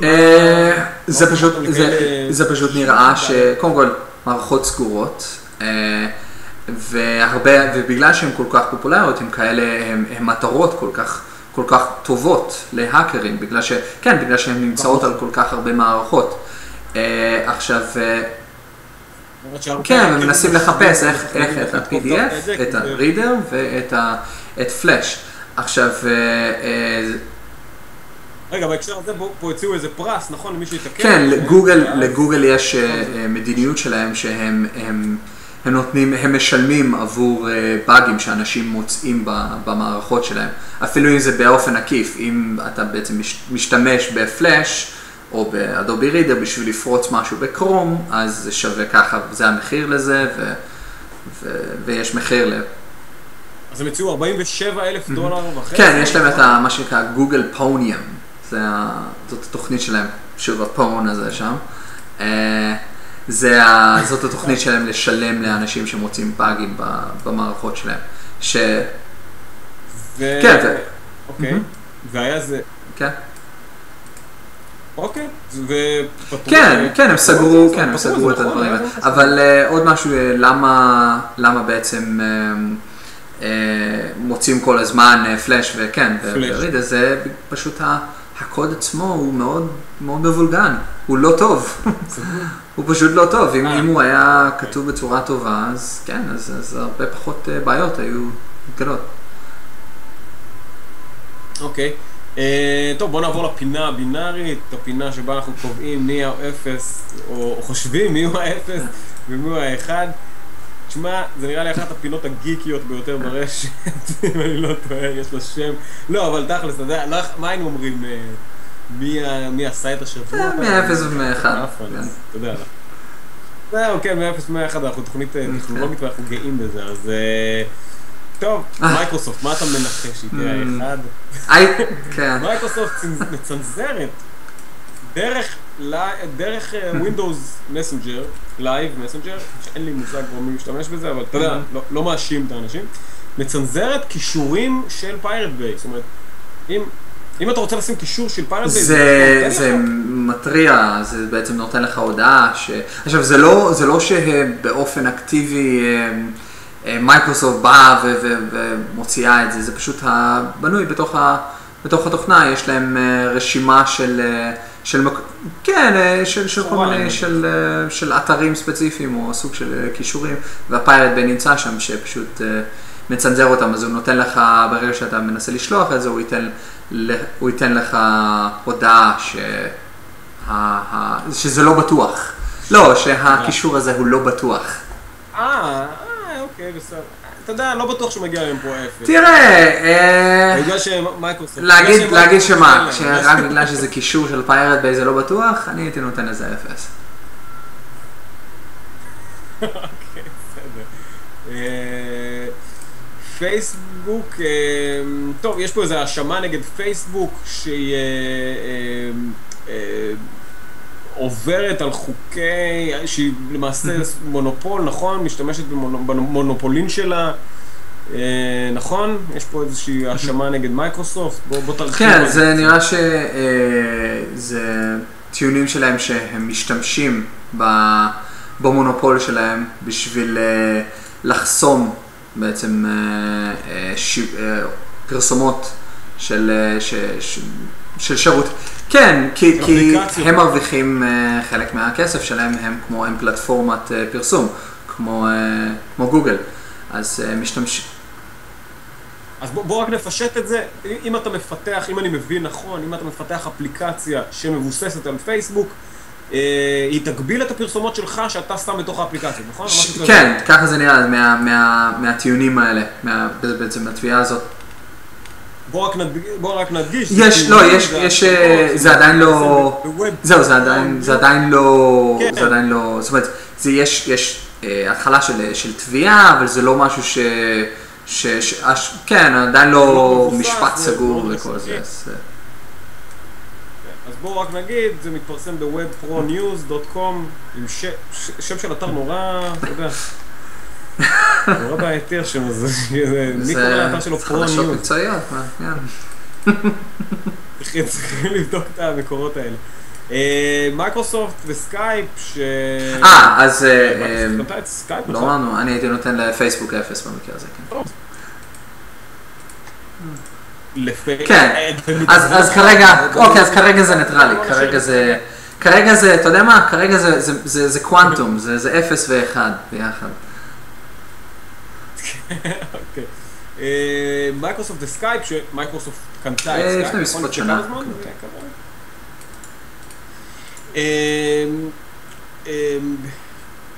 יש, מסתבר שלמייקרוסופט יש גישה אחורית, דלת אחורית כן, לסקייפ, נכון? שנראה שבעצם זה דלת אחורית לאפשר להאזנה של מישהו, אם יש, אתה יודע, אם יש צו מסוים, אז לאפשר למישהו עם צו, ממשלות או המשטרה או מי שזה לא יהיה, להאזין לשיחות סקייפ של אנשים. אגב, אתם יכולים להאזין לשיחה הזאת. כן, ביוטיוב. אגב, מי שרוצה, כי אנחנו גם ככה משדרים אותה. כן. אנחנו כן, לגמרי. טוב, מסתבר במקרה הזה אני בהחלט הייתי נותן למייקרוסופט 0. או מינוס 1 אפילו. לא נותן ציונים, אבל... כן, מייקרוסופט... 0 מתוך 2. 0 מתוך 2. היא חייבת לנו נקודות. מייקרוסופט חייבת לנו נקודות. כן. אז שופט בפלורידה, נכון, קובע שהורדות של ביטורנט הן חוקיות, הן מוגנות לפי חופש הביטוי, נכון? כן, זה נראה שופט במיימי, נו, באמת, איפה זה יכול להיות? לא במיימי. גם בעוד מקומות. איפה יהיה? כן, אז זה שופט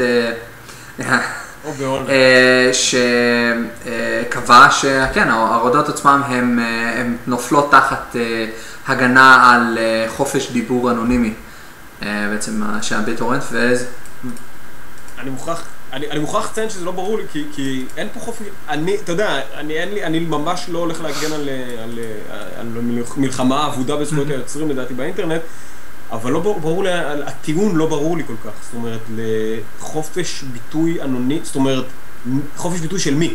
אני מוריד יצירה של מישהו אחר, חופש ביטוי של מי? כן, זה נראה שזה יותר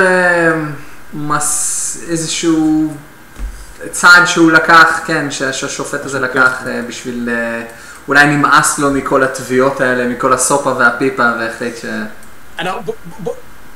אתה יודע, תשמע, אנחנו לא משפטנים, אז בוא זה, אבל לדעתי באמת, תשמע, אני מוכרח להגיד בהקשר הזה, שלדעתי גם עולם המשפט הרגיל קצת לא יודע איך להתייחס לזה, כי זה משנה צורה בעצם, נכון? תשמע, יכול להיות שאולי צריך לדבר על זה, על החופש, כמו שדיברנו באחת התוכניות שלנו, על החופש להיעלם באינטרנט, החופש להישכח, ועל החופש, זה חופשים שלא היו לנו לפני זה, זאת אומרת, זה לא...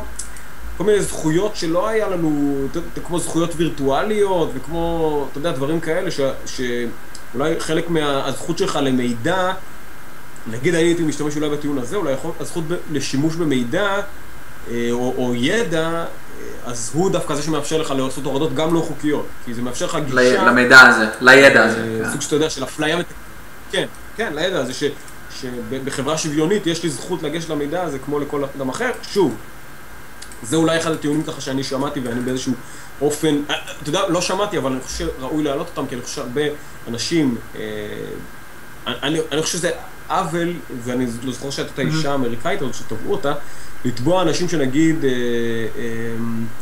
שבאמת אנשים קשי יום, שאין להם באמת את הכסף הזה, וכאילו רודפים אותם, והרבה פעמים האנשים האלה, בזכות הגישה למידע הזה, ובזכות הדברים האלה, מצליחים לשבור את תקרת הזכוכית שיש להם, אתה יודע, מצליחים לצאת מהמעגל שהם בכל נידונו אליו בתוך המקומות שמדברים אליהם, זה טיעון שחשוב להעלות אותו.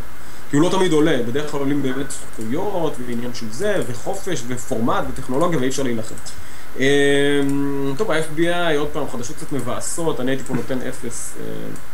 ה-FBI הוציאו צו, מבקשים צו לאלץ את גוגל לפתוח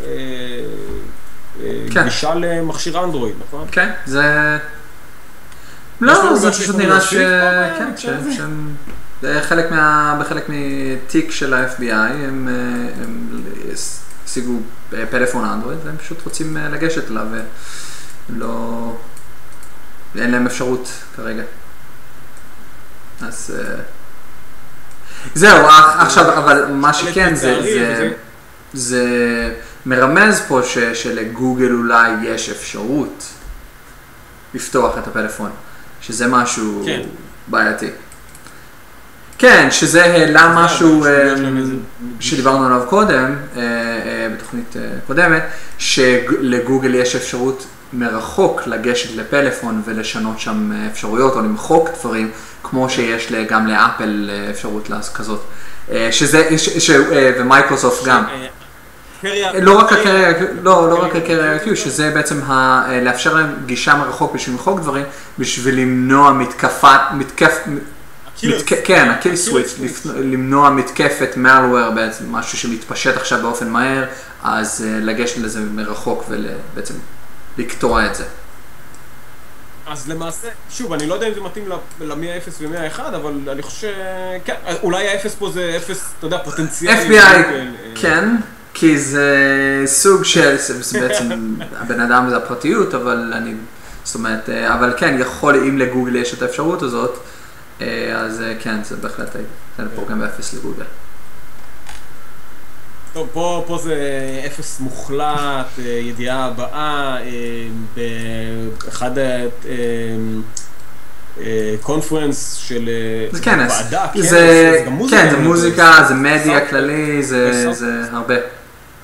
משהו, תערוכה די... SXSW.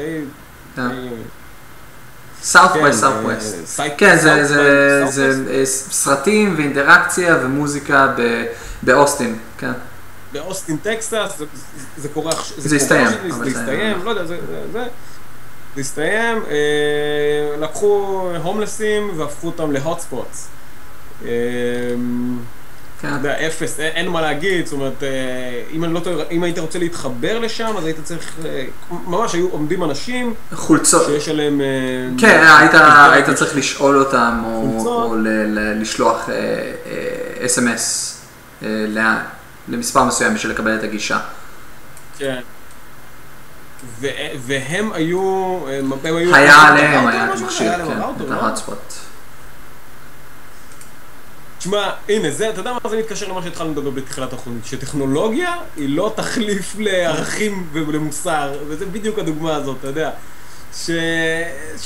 הנה, בדיוק איך הטכנולוגיה משמשת לביזוי של בני אדם, ווואלה, תשמע, כאילו, זה פשוט דוחה, אם היו, אתה יודע, ראיתי איזה תוכנית, ג'ון סטיוארט דיבר על זה, שהוא אמר שאתה יודע, שאמרו, כמובן, אם אני לא טועה, רפובליקנים הגנו על זה, כמה רפובליקנים או תומכים שאמרו, מה אתם רוצים? זה כמו בן אדם שמחזיק שלט של בואו תקנו לקניקייה.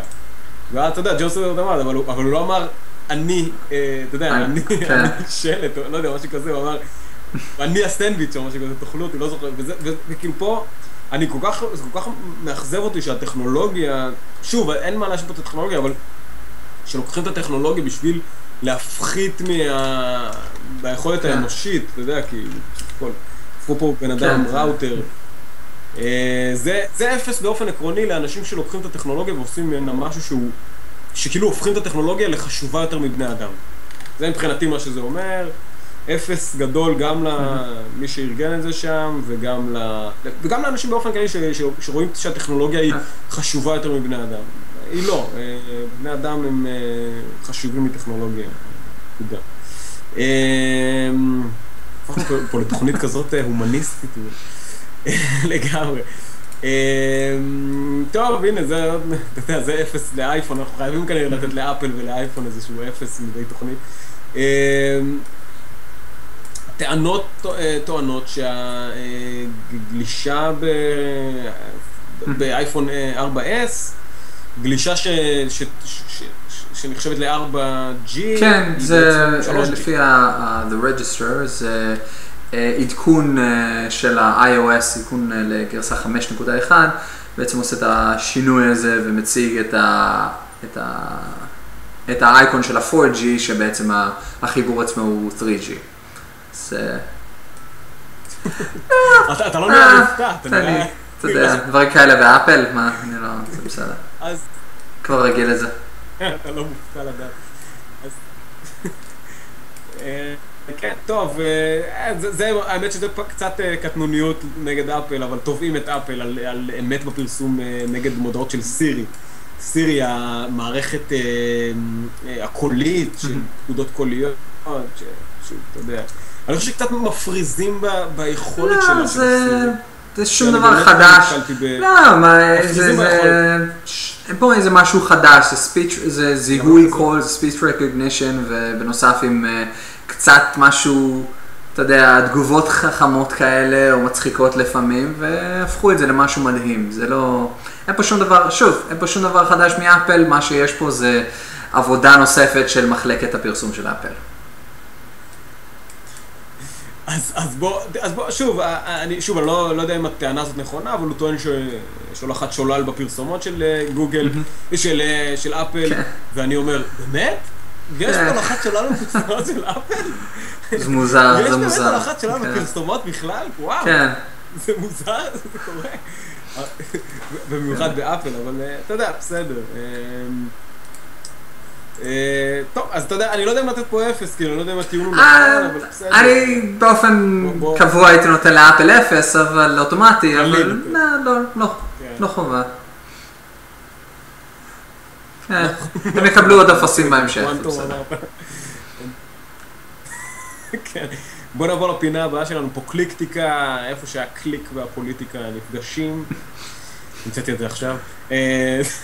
או שבעצם פוליטיקה מקוונת, King.com טוען שהרבה משתמשים עם מגה אפלוד הם מהממשל האמריקאי, שגם אני מוכרח לציין שזה ממש לא מפתיע, שמשהו משעשע שהוא אומר שיש לו... כן, שלפי הלוגים, לפי הרשומים שלהם, כן, הכתובות IP מגיעות מממשלת ארצות, הרבה מאוד מהחשבונות. אפשר להגיד שחסיד גדול של פרטיות הוא כנראה לא. כן, בסדר, יש פה איזה... אבל לא, יש פה אמירה של צביעות. זאת אומרת שאותם מחוקקים שנלחמים נגד זה, כן, זה חוזר היה גם את הסיפור הקטן הזה שבזמנו בן אדם, הקונגרס, חבר הקונגרס האמריקאי שרצה שבעצם דחף, הוא כתב את סופה, הפר זכויות יוצרים באתר שלו. כן, נכון. טוב, יש איזה חוק שמאפשר שותפות בין NSA, שזה National Security, ה-National Security Agency. מה שתברות? הסוכנות לביטחון לאומי, בארצות הברית, שיתוף פעולה ביניהם, לבין תאגידים אמריקאים, שזה בעברית צריכה נקרא הון, שלטון, ביטחון. אם אני ככה משתמש בזה, אז זאת אומרת, וזה מתקשר אלינו באמת לאיזשהו שיתופי פעולה, גם דיברנו על זה קצת, בין גוגל ובין, שוב, אני לא יכול להגיד את זה באופן זה, אבל אנחנו רואים הרבה פעמים שכשה-FBI הממשל האמריקאי מבקש מהתאגידים, תאגידי הטכנולוגיה גם, לחשוף מידע וזה, הם כן, ראינו אתה יודע, כשממשלות מבקשות מגוגל, לדוגמה, גישה לג'ימייל, או מבקשות מגישה ליאו מייל, או דברים כאלה, אז כן. ועכשיו חקיקה בתחום הזה הולכת? כן, זה חוק, זה חוק שמנסים להעביר עכשיו, שנתמך באופן ציבורי על ידי AT&T ומייקרוסופט ופייסבוק וכל מיני חברות כאלו, כן. באופן תאגידי. כן, ופשוט יאפשר להם תחת מסווה של בעצם להגן עליהם, כן, שבעצם ה-NSA יגן על החברות האלה, שהם צריכים בעצם את הגישה הזאת, את השיתוף פעולה של החברות הללו. אוקיי, אז נקווה שזה לא... אני לא הייתי... איפה הם? הם לא שבוע לא קיפו וול סטריט, הם לא מבינים. היה דן קיים, אבל לא בדיוק מפריע להם. זה בסדר. Department of Justice מבקשת, Department of Justice שזה בעצם במחלקה, לא מחלקה, משרד המשפטים. המחלקה המשפטית, אבל זה משרד המשפטים. אמריקאי מבקש מבית המשפט לשמור בסוד כל שיתופי פעולה בין גוגל ל-NSA. כן. שזה גם מטריד, זה מתקשר פה לזה. זה מתקשר פה בעצם למה שדיברנו עליו מקודם, זאת אומרת שבעצם יש פה, יכול להיות שבאמת איזה שהם בקסטייג' בין גוגל לא, כן, גוגל והחברות האחרות. כן, אני בטוח, זאת אומרת, בעיקר ממשלת ארצות הברית מבינה שהמערכות האלה, בעיקר החברות, הרשתות החברתיות האלה, כמו פייסבוק וגוגל וכולל, גוגל פלוס, כן?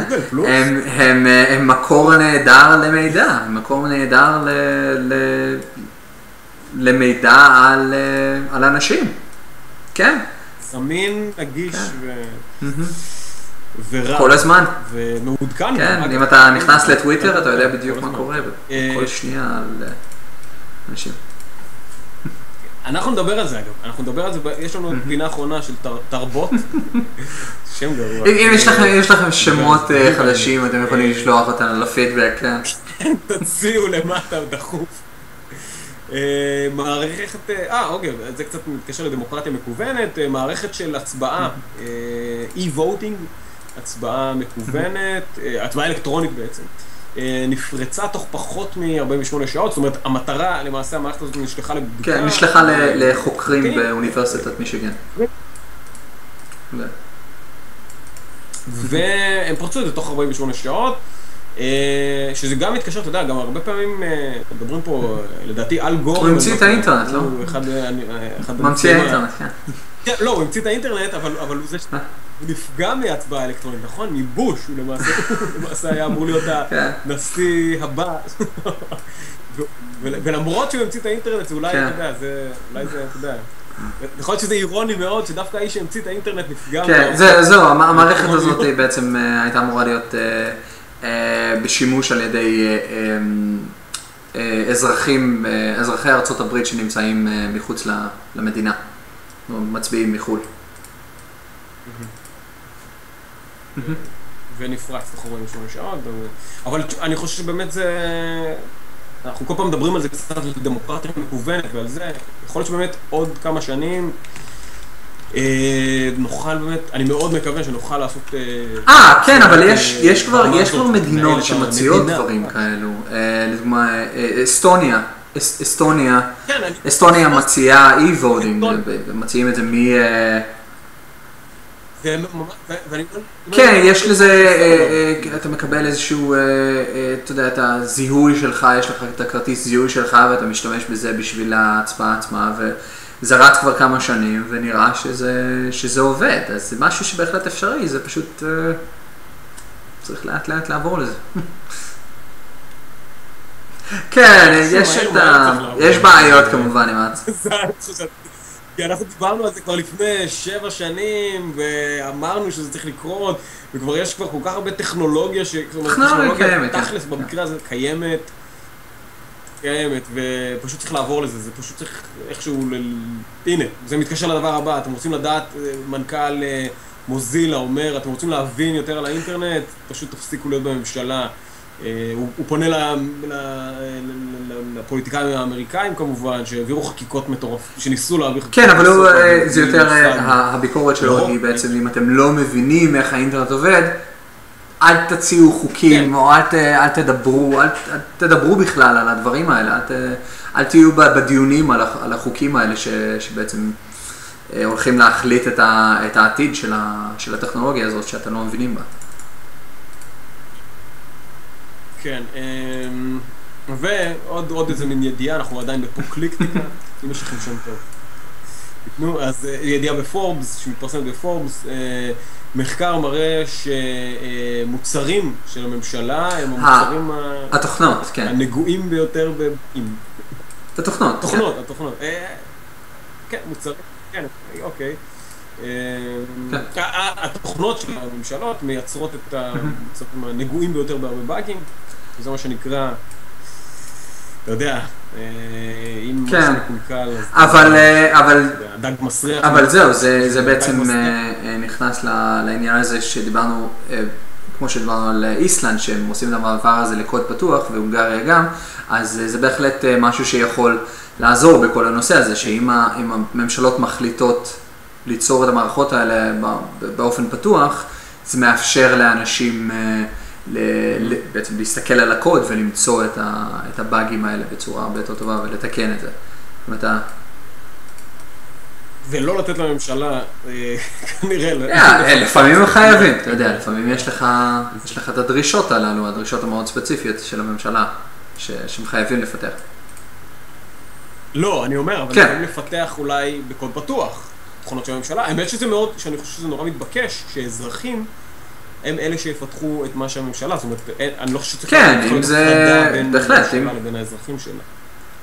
כן, כי זה לא... תפיסה יותר אזרחית אחרת. זהו, זה לא מדובר פה על זה שאם אתה מפתח תוכנה לממשלה, אז אתה תוכל לשלוט בה או משהו כזה. אתה פשוט מפתח את התוכנה, והתוכנה תוכל לשמש לכל מיני דברים, והממשלה פשוט תשתמש בה לצרכים שלה.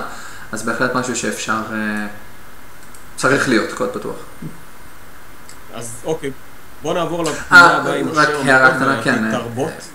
שהממשלה מפתחת את זה באופן פתוח. אם הממשלה מפתחת את זה, זה אומר שבסופו של דבר האזרחים משלמי המיסים משלמים על הפיתוח של התוכנה הזאת. אז הם צריכים לדרוש... כן, אז אני אומר בכל מקרה, נכון, שגם התוכנות האלה יהיו פתוחות, האמת, חינמיות, כי זה חלק ממשלמי המיסים. אז נכון, נקודה חשובה מאוד, ואני חושב שזה גם אולי גם איזשהו מין כפפה לזרוק באופן עקרוני של פיתוח של תוכנות קוד פתוח, במימון הממשלה אפילו, למען הממשלה, for the people, to the people, איך זה? for the people, by the people. נכון? כן. by the people, סליחה, by the people. אז open source, אתה יודע, for the people, by the people, ולדעתי זה די ממצא את זה, באיזשהו אופן. בריטניקה מפסיקה להיות מודפסת ועוברת להיות דיגיטלית לחלוטין. זה היה כאילו די מתבקש, אני חושב. ואפשר להגיד פה איזושהי מילה על ויקיפדיה, איך שזה שינה את תפיסת המידע שלנו, ואיך אנחנו כבר פחות נסמכים על, אתה יודע, על אנציקלופדיות כתובות, ואנחנו צריכים את העדכון הזה, ואנחנו צריכים גם שיהיה ערכים על בריטני ספירס, ועל כל מיני סלנג, והדברים, אתה יודע, שהם לא, שבוויקיפדיה כן מתאפשר, זאת אומרת, כן כתובים הדברים האלה, ומתעדכנים כל הזמן, זה כבר לא אנציקלופדיה, זאת אומרת, זה כל כך מתבקש שאנציקלופדיה תהיה משהו חי ומתעדכן, ולא איזה ספר שיוצא פעם בכמה שנים. כאילו, כן, זה פתאום נורא... בעיקר כשאתה מדבר על ערכים, כן, בעיקר כשאתה מדבר על ערכים שמדברים על משהו שנמצא עכשיו בחדשות, שכל הזמן, שמשתנה.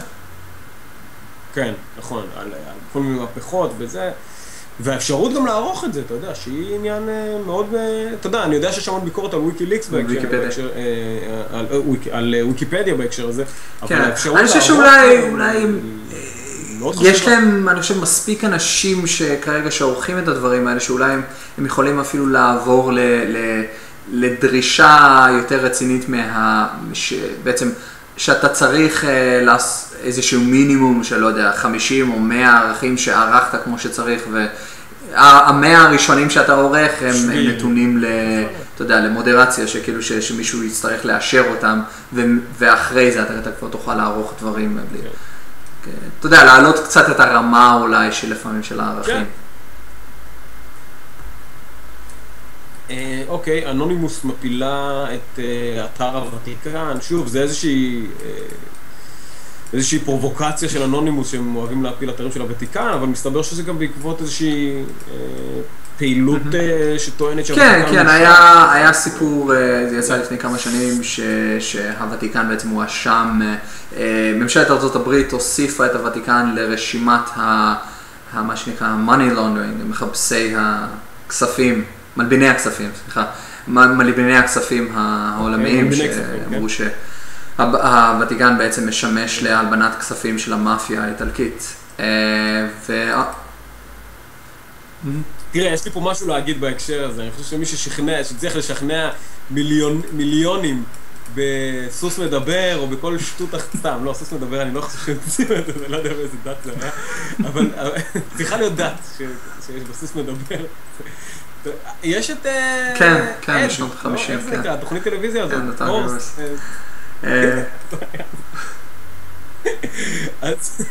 אז אני אומר שמי שהצליח, תשמע, זה מאוד מרושע להגיד את זה, אבל מי שהצליח לרמות כל כך הרבה אנשים שיש איזה מישהו למעלה שהוא חבר דמיוני של כולם שמדבר, אז מה זה בשבילם להלבין קצת כספים?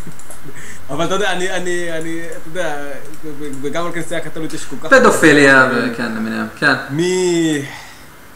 כן, מחיבה מאוד עזה לילדים ועד... אז אולי זה נכנס ל... לא, בסדר, הם אמרו שזה בגלל שהם מושחתים, יכול להיות שזה נכנס לכל החבילה הזאת, הלבנת כספים ביחד עם פדופיליה וביחד עם...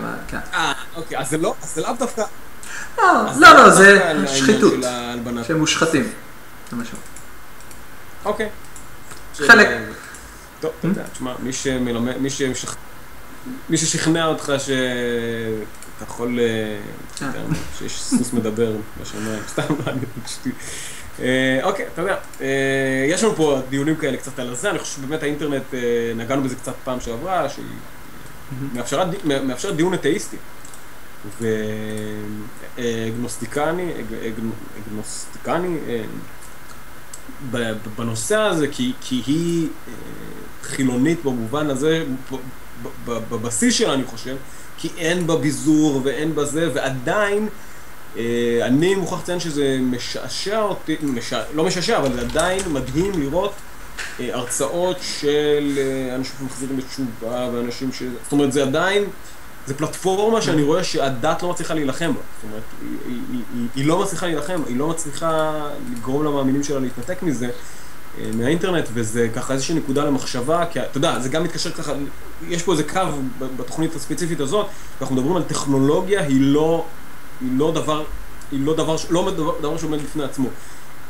אם טכנולוגיה מאפשרת לקדם ערכים של שוויון, של דמוקרטיה, של אהבת אדם ו-whatever, אז אני חושב שהיא פה מצליחה להשלים משהו, אבל היא לא בהכרח כזאת, היא לא בהכרח. טכנולוגיה לא בהכרח כזאתי. בואו נעבור הלאה. רציתי לכתוב דיברנו על זה בתוכנית שעברה, שהסטטוס הכי אותנטי שאפשר לכתוב זה אני כותב עכשיו סטטוס, זה לתאר את המצב שאתה עושה. ורציתי קצת לדבר, אם אנחנו כבר בסגמנט של התרבות, שיש איזשהו פער בין המציאות שאנחנו חיים בה, לבין המציאות של לבין המציאות המקוונת, הווירטואלית שלנו. בסדר, אנחנו נוכל להרחיב על זה בתוכניות לעומק יותר, אבל כן, נוכל להרחיב על זה בתוכניות באות. אבל באמת אני רציתי ככה לדבר קצת בעניין הזה שאנחנו עכשיו קצת נזרום לעניין הבא. גם אתה שמעת את זה בארצות הברית, ישראלים פרסמו כמה תמונות שהם... כן, שמעתי את זה שפתחו קבוצת פייסבוק כן, וזה דוגמה לאפשרות של טכנולוגיה לקשר בין עמים, בין אנשים שנמצאים במקומות שונים בעולם, בניגוד למה שהממשלה שלהם עושה, בניגוד גמור לדעה של הממשלה שלהם, וזה מעניין שהאזרחים יכולים לפנות מהצדדים של הממשלה שלה, מתחת ומעל הממשלה, באמצעות האינטרנט, באמצעות טכנולוגיה, כי ממש נמצא שם דיאלוג, ואתה יודע, נסיים פה, אני יודע מה, חוק הפוטושופ אושר, זה חוק, אתה יודע, שזה אולי תוכנה ששינתה את הדימוי הנשי, אני ככה ממהר, כי אני יודע שאנחנו ככה צריכים לסגור, ורציתי לדבר גם על תיעוד החיים באינטרנט של הורים שמתעדים את הילדים שלהם מרגע שהם נולדו, ואז שהם יגדלו, אתה יודע, רק הזמן שהם יצטרכו לצפות בחומר הזה, זה יוותרו על גיל ההתבגרות שלהם. אז בואו נסיים פה בעצם בואו נסיים פה וניפגש שבוע הבא, אני מקווה שנוכל להרחיב על הדברים האלה קצת יותר.